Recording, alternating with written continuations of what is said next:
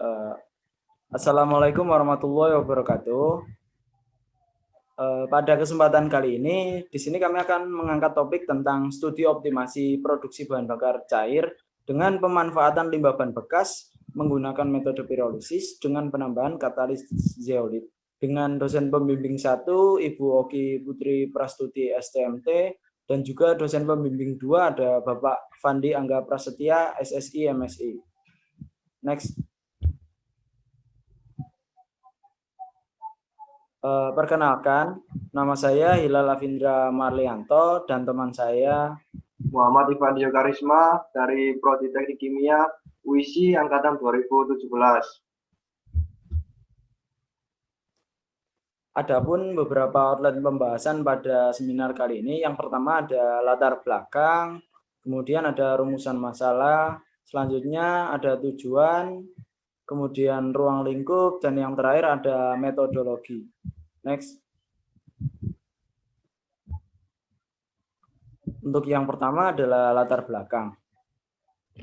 Seiring berkembangnya zaman yang semakin modern, maka keperluan dan kebutuhan manusia juga semakin meningkat pula.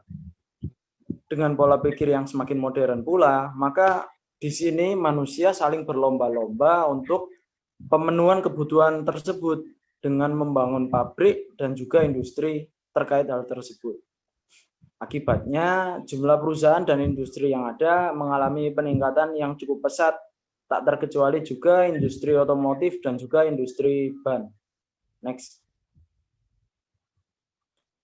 Yang dimana kita ketahui juga bahwasanya ketika jumlah industri mengalami peningkatan, maka jumlah limbah yang nantinya akan dihasilkan juga pasti akan mengalami peningkatan juga. Kemudian pada kondisi saat ini, yang akan kita soroti adalah terkait limbah padat berupa ban bekas. Next. Penumpukan tersebut juga terjadi di negara-negara Amerika, Eropa, Jepang, dan Indonesia.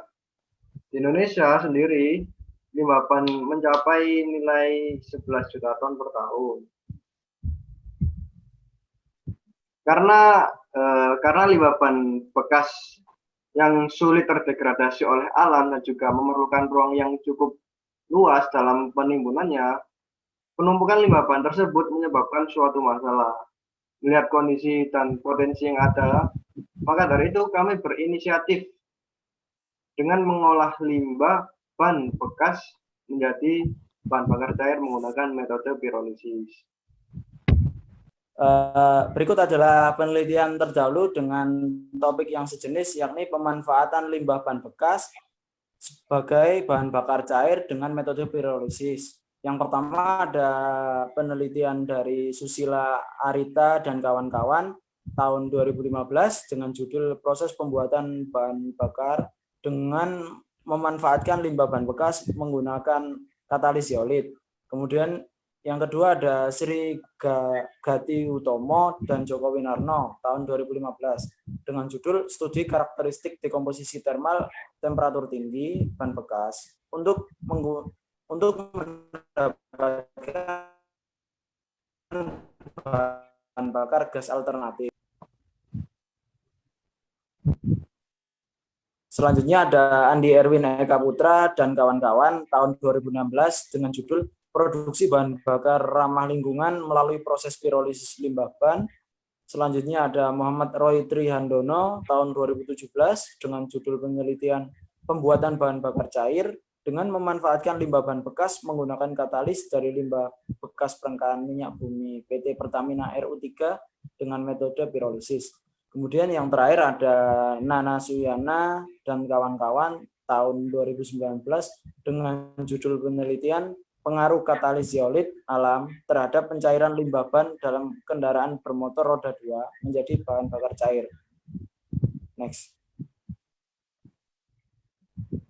Melihat dari beberapa penelitian terdahulu, maka di sini muncullah beberapa rumusan masalah. Yang pertama yaitu berapakah ukuran optimum bahan baku yang diperlukan untuk menghasilkan bahan bakar cair yang optimal. Yang kedua ada bagaimana cara memurnikan bahan bakar cair dari pengotor. Dan yang terakhir ada bagaimana kondisi optimum antara berat katalis, suhu, dan waktu untuk menghasilkan bahan bakar cair yang optimal. Nah, dari beberapa rumusan masalah tersebut, maka didapatkan tujuan dari penelitian ini. Yang pertama ada mengetahui ukuran optimum bahan baku yang diperlukan untuk menghasilkan bahan bakar cair yang optimal. Kemudian yang kedua ada mengetahui cara pemurnian produk bahan bakar cair dari pengotor. Kemudian yang ketiga ada untuk mengetahui kondisi optimum antara berat katalis, suhu, dan waktu untuk mendapatkan hasil yang optimum. Next. Adapun ruang lingkup atau batasan-batasan dari studi penelitian ini antara lain sebagai berikut. Yang pertama ada bahan baku yang digunakan yaitu limbah ban bekas. Terus yang kedua katalis yang digunakan adalah katalis zeolit. Dan yang terakhir ada metode yang digunakan dalam penelitian yaitu metode pirolisis.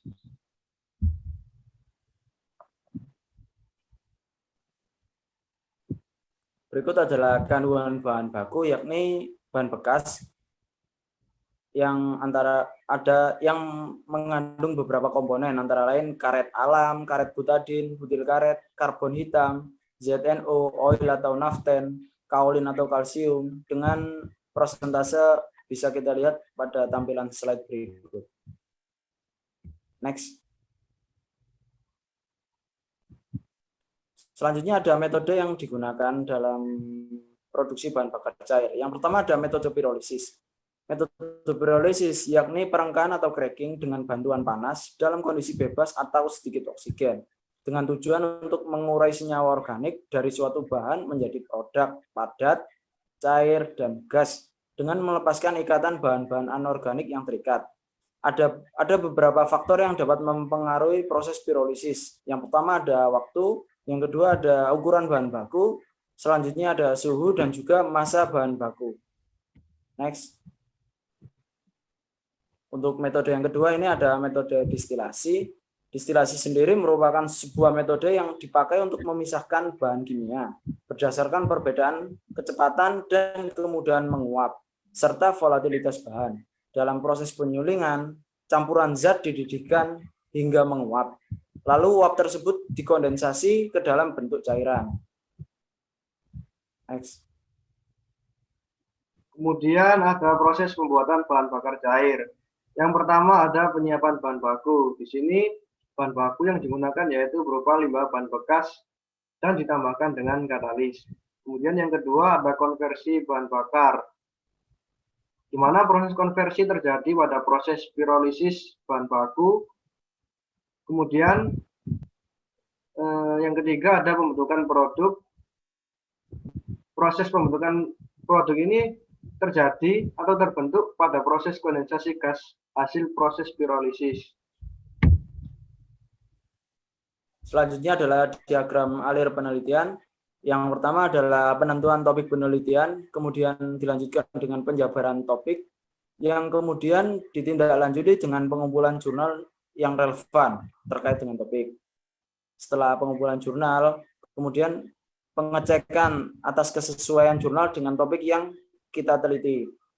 Jika belum sesuai, maka perlu dilakukan kembali pengumpulan jurnal.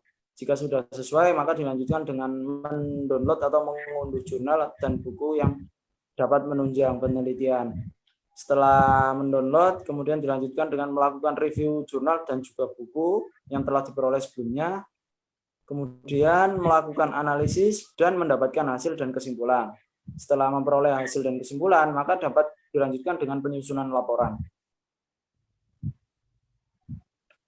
Berikut ini adalah jadwal penelitian kami selama penyusunan skripsi dalam waktu 6 bulan ke depan atau 1 semester.